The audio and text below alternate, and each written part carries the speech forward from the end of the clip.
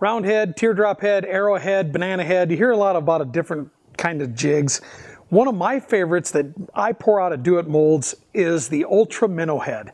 And the reason I like it is for a multitude of reasons. Number one is it's got a new Ultra design to it, hence the Ultra Minnow head. It's got an eyeball or recessed eye socket to where you can put eyes in it. It's got a collar for both gulp, power bait, plastics, soft materials on the back here. And you can also tie with that collar. The neatest thing about it is it's got a jig eye that sits back in the jig, so it rides more at a 90-degree angle, more horizontal, like a normal minnow would swim. And it's great for vertical jigging. Now, it also comes in some of the sizes I like quarter, 3/8, half, up to 5/8. And in turn is, in order to tie this for some of my fishing, I love a black and brown jig. It emulates a lot of things, a crawdad, a bullhead, a willow cat.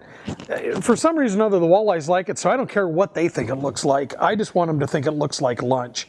And when I get my fur all ready, I like to use fantasy fur when I'm tying up these jigs. I like to use E-thread and in red color because it covers, and the red looks like blood or the gill plate of a minnow. But I put my fantasy fur on there, and I just get that started by lightly wrapping that thread around that collar, and then I get wild. And then when I'm done, all I'm going to do is simply use an overhand knot, another overhand knot. Most people think, why don't you have a more productive knot than that? Well, it's real simple.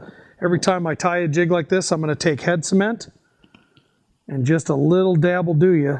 Just get a little bit on the brush, and just apply a little bit of that onto that thread. That'll coat all the way around there, soak into that, and in turn that'll get that completely done there.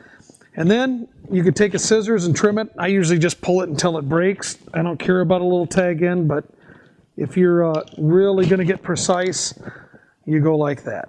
And so when you're all said and done, now I've got my willow cat looking hair jig, which is got the little brown and orange head on there. I've got a couple of glow eyes, black and brown for that.